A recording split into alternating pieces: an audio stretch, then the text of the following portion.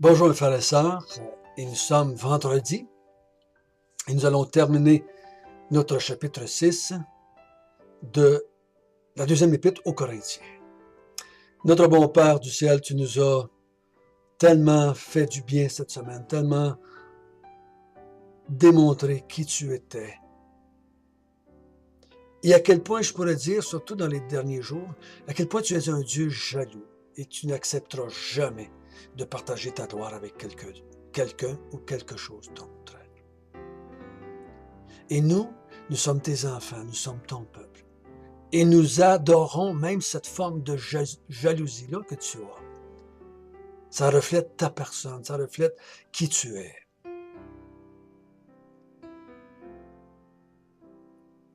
Oh Seigneur, tu nous as réconciliés avec toi. Et on a vu hier que nous sommes maintenant avec toi, dans ton temple. Et nous sommes ton peuple, maintenant et pour l'éternité. Continue à nous instruire ce matin. Car nous avons tellement encore des idées fausses au sujet de toi, au sujet de ton plan, au sujet du monde dans lequel nous vivons. Fais le ménage, Seigneur. Renouvelle notre intelligence, si je peux employer ça ainsi. Au nom de Jésus. Amen. L'apôtre Paul nous a dit, ne recevez pas la grâce de Dieu en vain. Ça veut dire, ne changez pas la raison d'être de l'Évangile. C'est ma compréhension. Si l'Évangile n'accomplit pas ce qu'elle voudrait accomplir en vous, vous l'avez reçu en vain.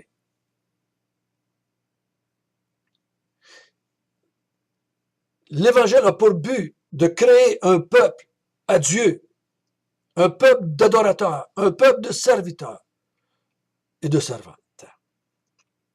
Il dit, vous n'avez pas de raison, on n'a pas été un scandale pour vous, en quoi que ce soit.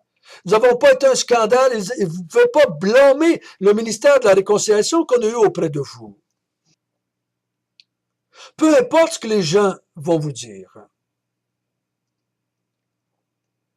On s'est rendu recommandable comme serviteur de Dieu auprès de vous, par la persévérance dans les moments difficiles, par la puissance de Dieu, parce que nous agissons par le Saint-Esprit.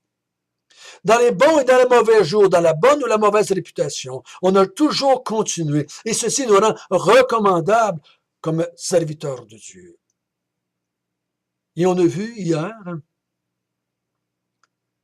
ne devenez pas infidèles. Infidèles envers nous, nous rejetant, pour vous tourner vers les faux apôtres. Ne soyez pas infidèles envers Dieu. Ne soyez pas infidèles envers Dieu.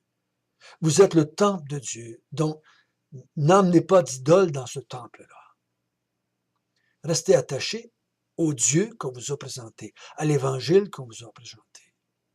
C'est la même vérité que Paul a dit dans Galates. Si vous acceptez un autre Évangile, ou si quelqu'un vous amène un autre Évangile, qu'il soit anathème, qui veut dire rejeté de Dieu. Et l'apôtre Paul va continuer en lisant le verset 16, verset 17, et on va lire les deux premiers versets du chapitre 7. Je crois qu'ils vont ensemble, personnellement. C'est pourquoi, sortez du milieu d'eux et séparez-vous, dit le Seigneur. Ne touchez pas à ce qui est impur, et je vous accueillerai. Je serai pour vous un père, et vous serez pour moi des fils et des filles, dit le Seigneur Tout-Puissant. Ayant donc de telles promesses, bien-aimés, purifions-nous de toute souillure, de la chair et de l'esprit, en achevant notre sanctification dans la crainte de Dieu. Donnez-nous une place dans vos cœurs. Nous n'avons fait tort à personne. Nous n'avons ruiné personne. Nous n'avons tiré du profit de personne.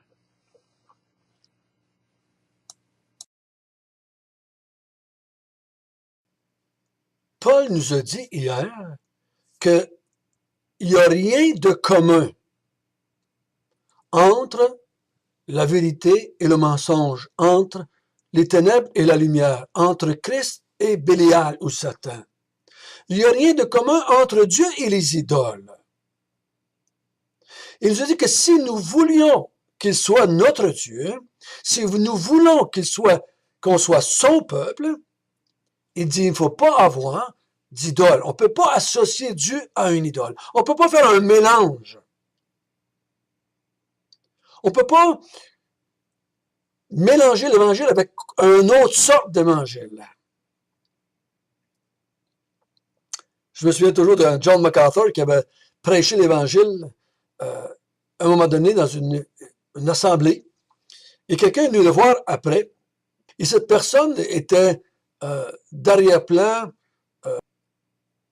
bouddhiste, si je ne me trompe pas. Et il dit, à partir de maintenant, j'ai un autre Dieu. J'ai une autre personne que je vais pouvoir avoir comme maître. Et MacArthur avait dit à lui-même, qu'est-ce que j'ai bien prêché pour qu'il puisse penser ça? Qu'est-ce que j'ai dit pour qu'il puisse penser qu'il pouvait avoir son Bouddha et Jésus en même temps? Mais ici, dans notre texte de ce matin, l'apôtre Paul a dit, au verset 17, « C'est pourquoi, parce qu'il n'y a pas rien de commun entre la lumière et les ténèbres, parce qu'on ne peut pas avoir mélangé les idoles et Dieu. C'est pourquoi, sortez du milieu d'eux. Séparez-vous, dit le Seigneur. Ne touchez pas à ce qui est impur et je vous accueillerai. » Donc, il dit, il n'y a pas de compromis. C'est moi et personne d'autre. Vous ne pouvez pas m'avoir avec d'autres. C'est pour ça que un des premiers commandements de Dieu, c'est « Tu n'auras pas d'autre Dieu devant ma face. » Tu ne te feras pas d'idole pour les servir. Tu peux pas. C'est moi ou rien. Mais la repentance, c'est ça. Je me détourne de mes idoles ou de toutes les autres formes de Dieu que j'avais et je me tourne vers le vrai Dieu pour le servir. C'est ce que Paul disait quand il prêchait dans les siècles des apôtres. Détournez-vous de vos idoles et tournez-vous vers le Dieu vivant pour le servir. Séparez-vous de vos idoles. Et ne touchez pas à ce qui est impur. Le mot impur ici, il ne parle pas de sexualité. Impur parle de ce qui n'est pas de Dieu, ce qui est idolâtre, ce qui n'est pas pur. Un peu comme il a dit dans les Béatitudes, heureux les cœurs purs, les cœurs qui sont complètement dédiés à Dieu, qui n'ont pas d'autre Dieu dans leur vie. Et si vous vous tournez vers moi seulement, uniquement, je vous accueillerai. Je serai pour vous un père, et vous serez pour moi des fils et des filles, dit le Seigneur Tout-Puissant. Il dit, si vous voulez être avec moi, c'est moi et rien d'autre. J'ai toute la place dans votre cœur. J'ai toute la place dans votre cœur. Vous ne pouvez pas me mélanger. Un jour, je donnais un cours à un couple et vers la deuxième ou la troisième leçon, le couple m'a dit, François, on ne fera pas la leçon aujourd'hui. On a quelque chose à te dire. Il dit, nous, Jésus fait partie de notre vie. Mais pour toi, Jésus, c'est ta vie. Donc, nous, on ne peut pas embarquer là-dedans. Ils sont partis et je ne les ai plus jamais revenus. Ils voulaient avoir Dieu et un autre. Et dans ce cas-là, l'autre, c'était eux. On est prêt à prendre Dieu dans notre vie, mais il faut qu'ils partagent. Il faut qu'ils partagent la place avec nous. On ne le veut pas comme notre Seigneur Tout-Puissant. On ne le veut pas comme notre Dieu unique. On veut avoir Dieu dans notre vie, on veut avoir Christ dans notre vie, mais on veut rester, nous, en contrôle. Il dit non, vous ne pouvez pas. Vous ne pouvez pas. Si vous voulez que je sois votre Père, dans le verset précédent, il avait dit, si vous voulez que je sois votre Dieu, il faut que vous sortiez du milieu d'eux, vous vous séparez d'eux. Il Il n'est pas en train ici de dire qu'il faut se séparer du monde et devenir des moines bouddhistes ou des sœurs ou des frères religieux, s'en aller dans des couvents ou devenir des ermites. Il ne faut pas se cloîtrer comme certains font. Il n'est pas en train de dire maintenant, si vous vous isolez dans des petites cellules et passez votre vie dans la prière, c'est ça qui me plaît. Non. Et séparez ou sortez du milieu d'eux ou séparez-vous d'eux, dit le Seigneur, c'est séparez-vous d'eux dans leurs idolâtries, dans leurs faux dieux, dans leur impureté idolâtre. Parce qu'on est appelé à vivre dans le monde. Jésus dit, je te demande pas de les retirer du monde, hein, mais de les garder du mal dans le monde. On n'est pas appelé à s'éloigner du monde, mais à vivre dans le monde et être une lumière dans le monde. Comment est-ce qu'on peut être une lumière dans le monde si on s'isole, si on se cloître, si on s'enferme? Je connais des mouvements chrétiens qui se disent, en tout cas chrétiens, évangéliques, et ils s'isolent, ils vivent en commune, et de temps en temps, ils vont dans le monde, donner des petits traités, faire du porte-à-porte, et ensuite, ils retournent dans leur commune. Ils s'isolent. C'est pas ça que le texte est en train de nous parler ici. Il est en train de nous parler d'idolâtrie, de vouloir mélanger Christ et Bélial, de vouloir mélanger la lumière et les ténèbres. Il dit non. Vous êtes une lumière dans les ténèbres.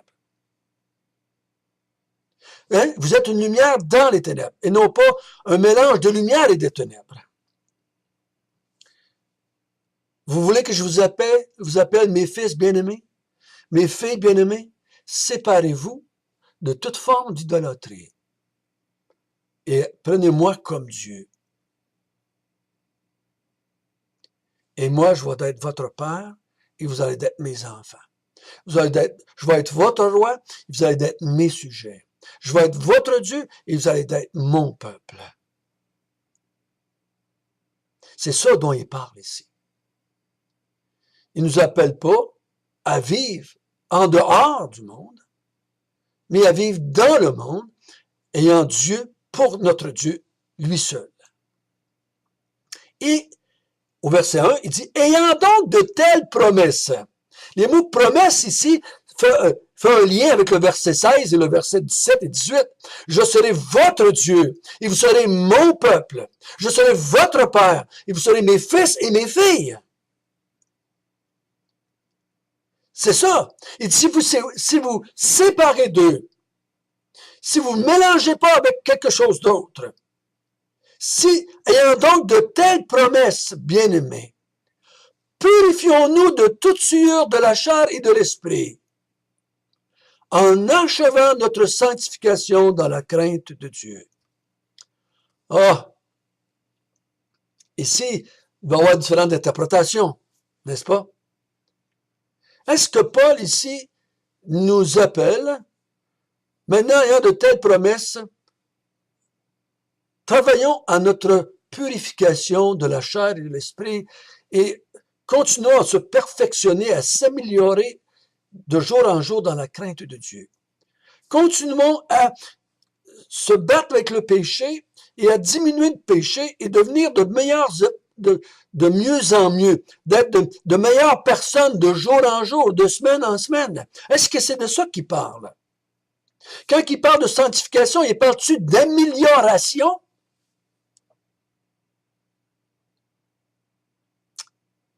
Je ne crois pas que c'est le but du texte ici. Je ne crois pas personnellement. Je crois qu'il est en train de dire, ayant de telles promesses, mes bien-aimés frères et sœurs en Jésus-Christ, continuons dans la vérité en Jésus-Christ.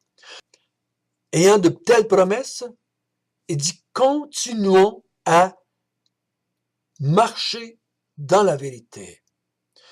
Enlevons de notre chair, de notre esprit, de notre personne, ce qui n'est pas de Dieu, ce qui ne vient pas de Dieu, et achevons notre sanctification dans la crainte de Dieu, sachant qu'il n'accepte pas qu'on soit mélangé, sachant qu'il n'accepte pas qu'il y ait des idoles et lui, la lumière et les ténèbres, Christ et Bélial, la justice et l'iniquité.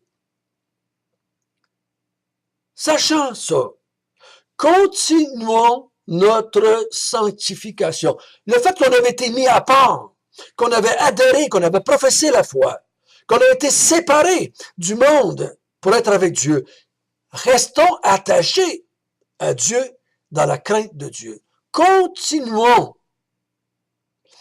Comme il avait dit un peu plus loin, sachant qu'il y a un tribunal et que chacun va avoir à rendre compte. Continuons à marcher avec Dieu. Ne changeons pas. Ne changeons pas d'évangile. N'adhérons pas aux faux apôtres, aux faux docteurs, aux antéchrists, aux faux enseignants comme ils sont appelés ailleurs. Lâchons pas. Achevons notre course. Un peu comme Paul avait dit dans Timothée. J'ai persévéré, j'ai continué, j'ai terminé ma course. Je suis allé jusqu'à la fin. N'abandonnons pas. Achevons notre sanctification. Pas achevons notre amélioration. Parce que achever notre sanctification, si on appelle ça notre amélioration, ça veut dire qu'il faudrait l'achever étant ici-bas. Il faudra avoir fini à un moment donné. Donc, il dit, continuons, ne lâchons pas. Il dit, c'est pour ça qu'il dit au verset 2, donnez-nous une place dans votre cœur. Il l'avait dit, là. Il dit, nous autres, vous avez la place. Notre cœur s'est élargi pour vous. On l'a vu ça, hein? Il dit, vous autres, vous avez rétréci. Il dit, donnez-nous de la place. Donnez-nous de la place dans votre cœur. Gardez-nous. Ne changez pas d'apôtre, d'enseignant, de vérité, d'évangile. Ne changez pas de Dieu. Donnez-nous de la place dans votre cœur. Nous n'avons fait tort à personne. Nous n'avons ruiné personne. Nous n'avons tiré profit de personne. C'est ce qu'il avait dit au verset, dans le chapitre 6. Nous n'avons pas scandalisé personne. Nous nous sommes rendus recommandables en toutes choses. Il dit, restez attachés à nous. Sortez du milieu d'eux. Séparez-vous de ces faux enseignements, de ces faux évangiles, de ces faux dieux, de ces faux idoles et de tout cela. Restez attachés à moi. Persévérez dans votre sanctification jusqu'à la fin, dans la crainte du Seigneur.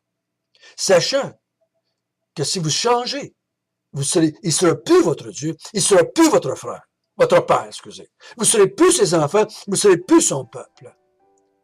Et au tribunal de Christ, vous allez avoir à rendre compte d'avoir rejeté Dieu.